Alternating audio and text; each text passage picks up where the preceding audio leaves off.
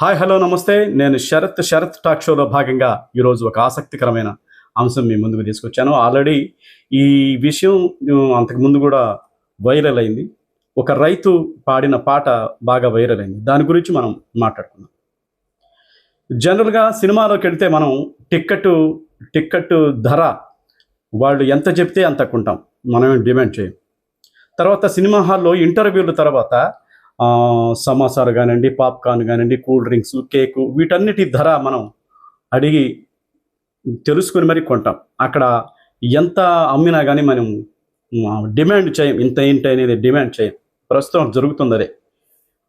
So అలాగే చెప్పుల షాపులోకి వెళ్ళినా, అంటే బ్రాండెడ్ షాపుల్లోకి వెళ్ళినా అక్కడికి వెళ్ళి మనం డిమాండ్ చేయం.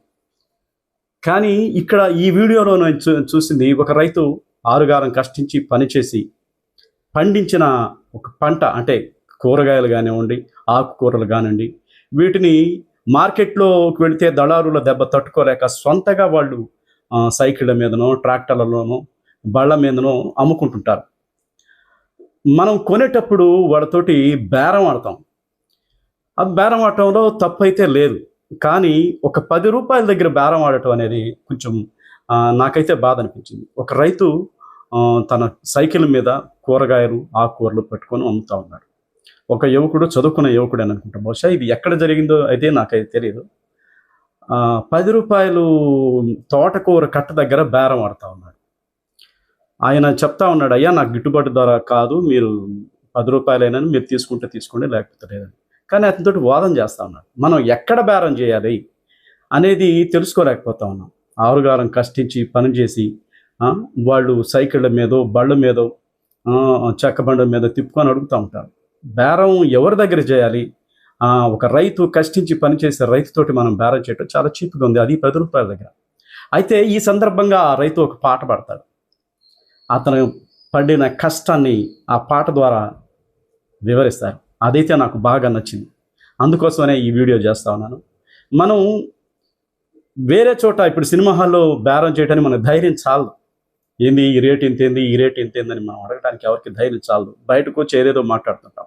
పైగా అది పెద్ద డిగ్నిటీ లాగా మనం ఫోన్పేలోను చేస్తూ ఉంటాం. మినిమం ఒక 500 రూపాయల దాకా ఖర్చు అవుతుంటాయి. కేవలం 10 రూపాయల తోటకూర కట్ట దగ్గర కూడా మనం మన సహజత్వం చూపిస్తూ ఉంటాం, సహజ గుణాన్ని చూపిస్తుంటాం. సో ఆ రైతు ఏం పాడాడో ఈ వీడియో ద్వారా వినొచ్చు. రైతునయ్యి పుట్టినాను, రైతునయ్యి పెరిగినాను, రాయినయ్యి నేను పుడితే రంది లేకుంటుందునయ్యా. పత్తి పంట నేను ఏతే మిత్తి కన్నా ఎల్లలే, ఏం బతుకు ఏం బతుకు ఈ రైతు బతుకు చూడరా, ఏం బతుకు ఏం బతుకు. అరే మిర్చి పంట నేను ఏతే ఖర్చులన్నా బూడలే, ఏం బతుకు ఏం బతుకు ఈ రైతు బతుకు, ఈ బతుకు నేను బతుకాను.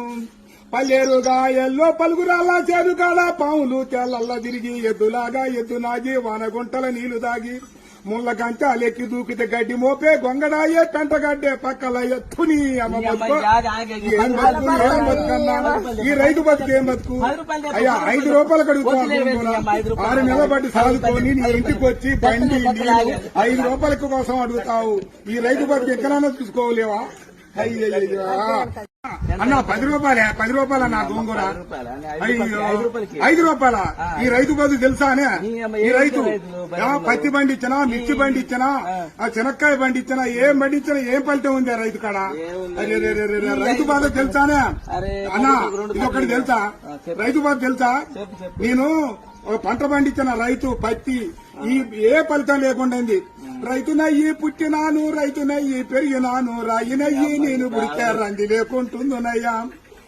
పత్తి పంట నేను ఏతే మిత్తి కన్నా ఎల్లలే, ఏం బతుకు ఏం బతుకు ఈ రైతు బతుకు చూడరా, ఏం బతుకు ఏం బతుకు.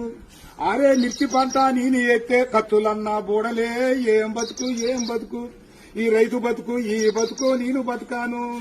పల్లేరుగా ఎల్లో పలుగురాల చేరుకాడ పాములు తెల్లల్లా తిరిగి, ఎద్దులాగా ఎద్దు నాగి, వానగుంటల నీళ్లు దాగి, ముళ్ళ కంచాలెక్కి దూకితే గడ్డి మోపే, గొంగడాయే పెంటగడ్డే పక్కల ఎత్తుని అమ్మ బతుకు.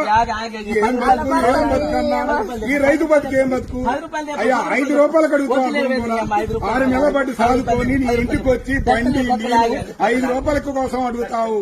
ఈ రైతు బతుకు ఎక్కడైనా చూసుకోలేవా? అయ్యయ్యా అన్న 10 రూపాయలే 10 రూపాయల నా గోంగూర 10 రూపాయలా?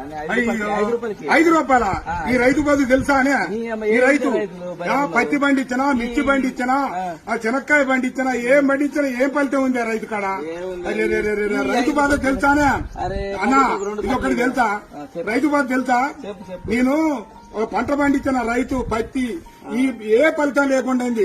రైతునయ్యి పుట్టినాను రైతునయ్యి పెరిగినాను రాయినయ్యి నేను పుడితే రంది లేకుంటుందునయ్యా పత్తి పంట నేను ఏతే మిక్కి కన్నా ఎల్లలే ఏం బతుకు ఏం బతుకు ఈ రైతు బతుకు చూడరా ఏం బతుకు ఏం బతుకు అరే మిర్చి పంట నేను ఏతే కత్తులన్నా బూడలే ఏం బతుకు ఏం బతుకు ఈ రైతు బతుకు ఈ బతుకు నేను బతుకాను పల్లేరు గాయల్లో పలుగురాళ్ళ చేదు కాడ పాములు తెల్లల్లా తిరిగి ఎద్దులాగా ఎద్దు నాగి వానగుంటల నీళ్లు దాగి